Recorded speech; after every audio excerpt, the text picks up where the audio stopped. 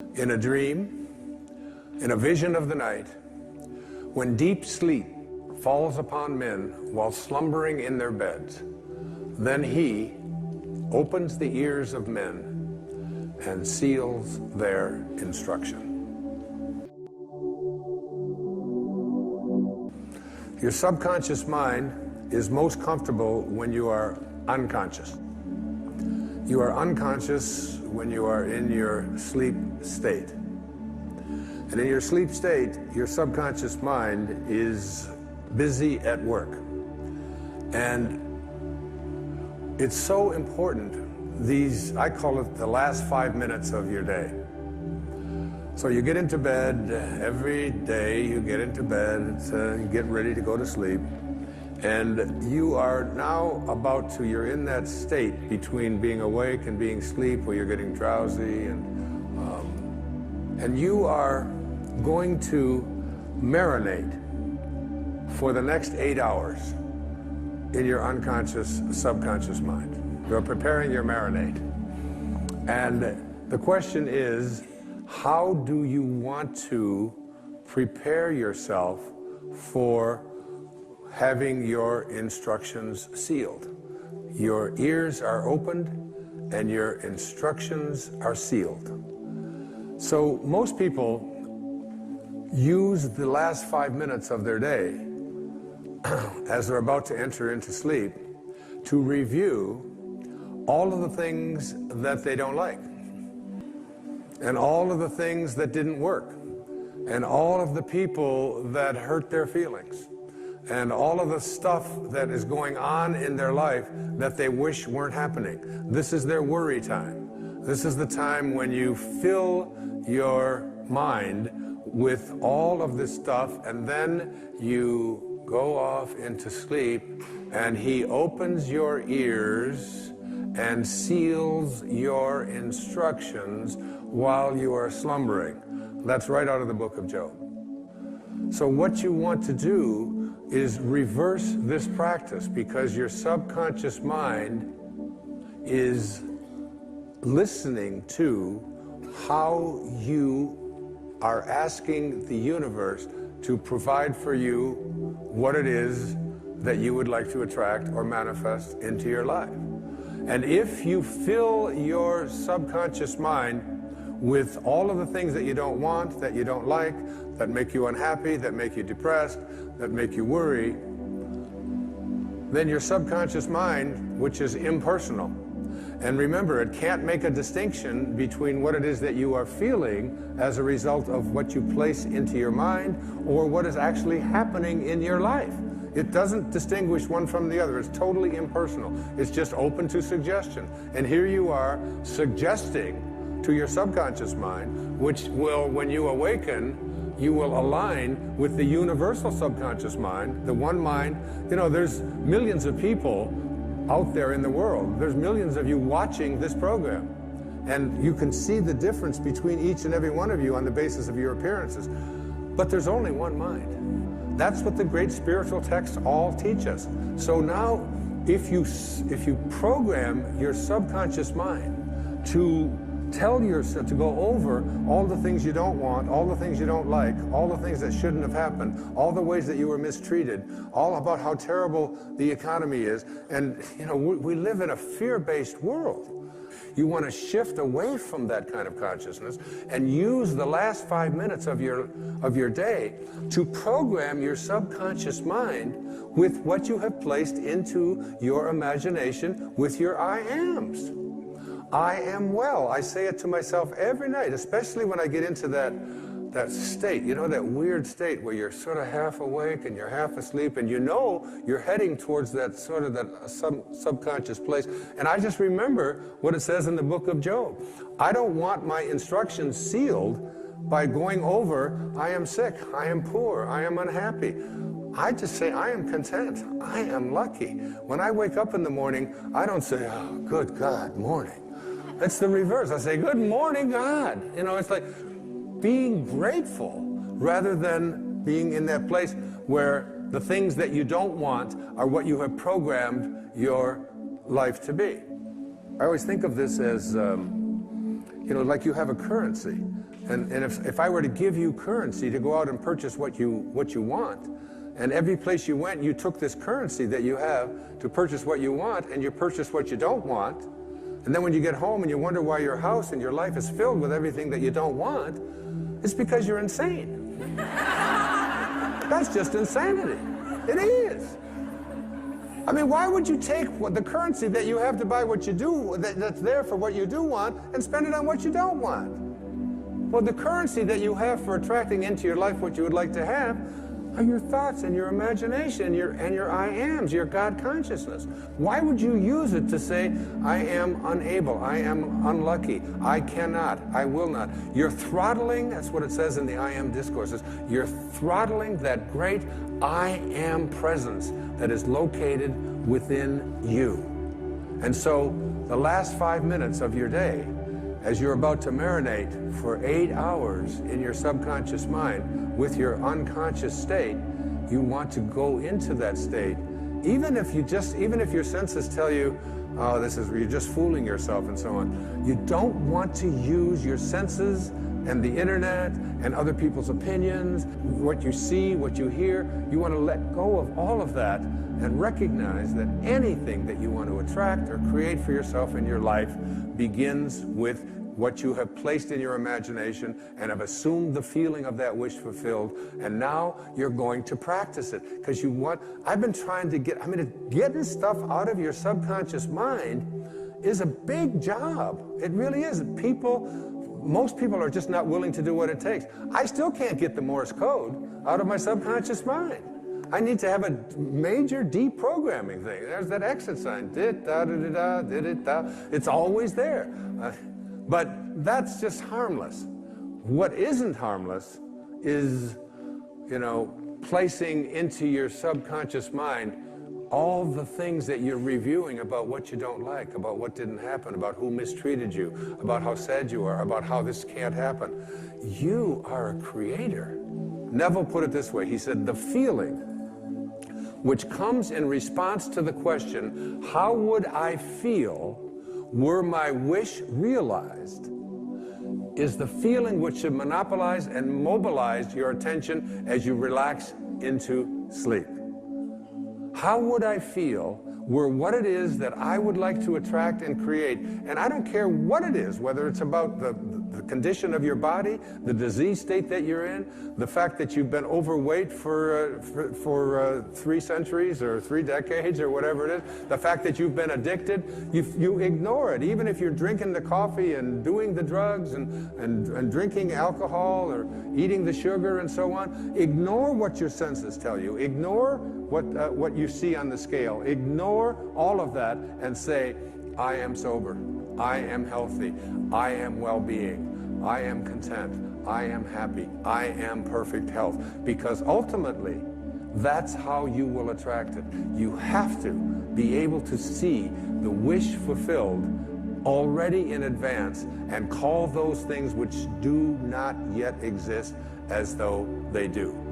Now, as I get ready to conclude this program of love, there are 2 really significant things. You've gone to sleep, you've programmed your subconscious mind, and I want every one of you watching this show, I want you, when you get into bed tonight, just try it tonight. Instead of using these 5 minutes to review what you don't want, review everything that you've placed into your imagination. And keep this in mind when people say to me, and they say it to me all the time, what if I do everything that you say and it doesn't work? It just doesn't work. The student should constantly remind yourself, if it doesn't feel natural, it isn't going to work.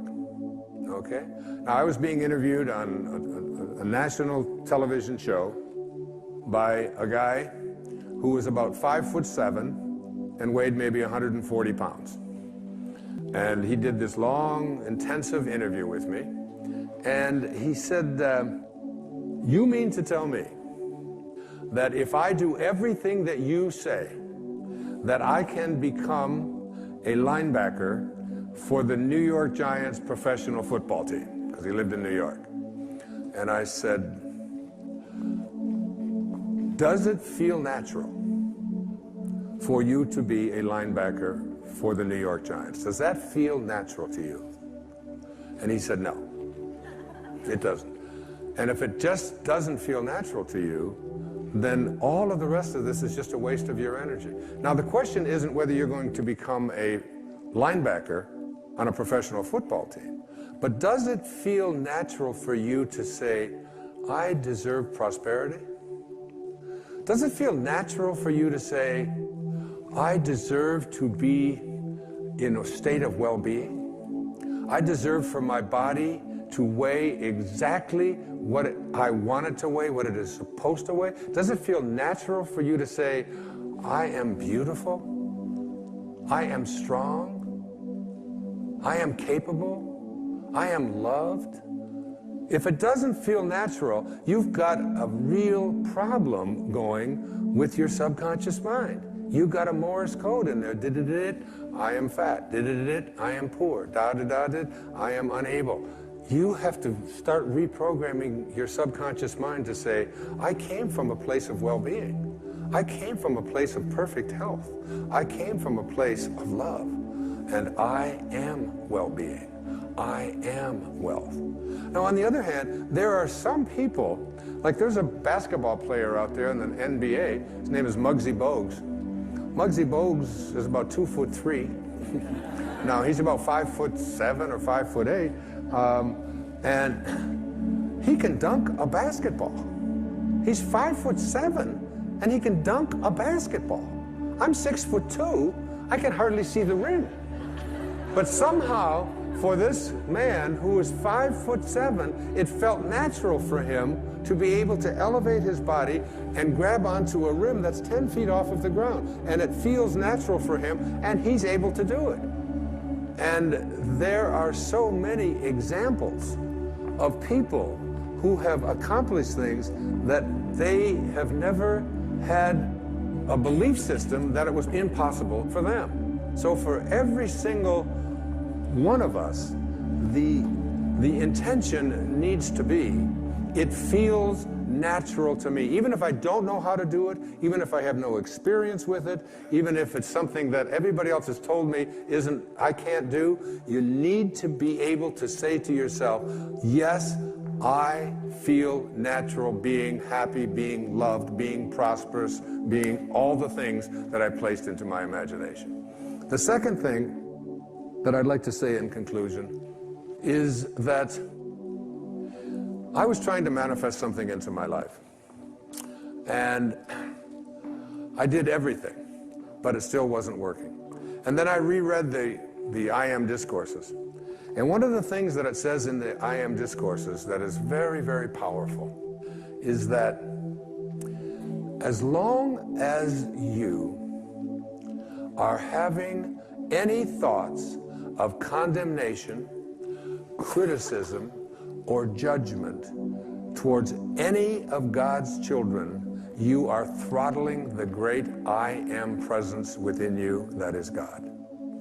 And I realized that my attempt to manifest what I wanted for myself into my life involved some judgment, some criticism, and even some condemnation toward someone who had done things that I felt that that person shouldn't have done.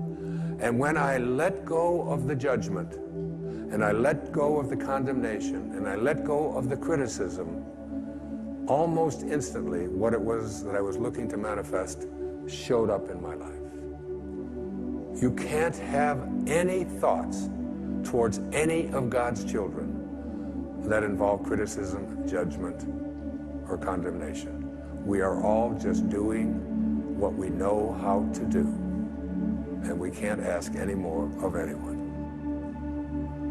Those of you who have followed me over the years know that one of my very favorite songs is Amazing Grace. It's a very powerful song. We have to walk down a new street. There it is, a new street. And not just for ourselves, but for the planet and for our children. There's a wonderful prayer that the Native Americans would say. When we walk upon the earth, we place our feet very carefully because we know that the faces of our future generations are looking up at us from beneath the ground, and we never forget them. Sometimes I think we have forgotten them. Sometimes I think we forget that we are borrowing our planet from them. This is theirs, and they're just letting us use it. This, on this stage with me, I'm proud to say, is the San Diego Children's Choir. And I would like to tell all of you, ladies and gentlemen, the story about the song you're about to sing. This song was composed by a man named John Newton, who lived back in the 18th century. And he was in the business of selling human beings into slavery. He was 22 years old, and he was a slave ship captain. And in this hideous practice that was so commonplace in the 17th and 18th centuries in the British and American empires, he was taking people from West Africa on his ship to the New World, to South Carolina, to be sold into slavery. And halfway across the ocean, he encountered a storm. And he heard from the wailing of one of the people that was to be sold into slavery, the sounds. And he took out an envelope and he wrote on the back of this envelope the words to a song. I once was lost, and now I'm found. I once walked down an old street, and I'm walking now on a new street. And in one moment, his life was changed. And the storm passed, and legend tells us that he turned his ship around, and he went back to Africa, and he released all of the people who were still alive. And then he took his ship to a place in England called Bristol, and gave up being a slave ship captain and became the most ardent spokesman for the abolition of slavery, and was almost single-handedly responsible for ending this horrible, nefarious, hideous practice of selling human beings. And it all happened in one moment, one instant, one quantum moment. Any of us can change our lives in one moment and reverse the old street and begin walking on a new street.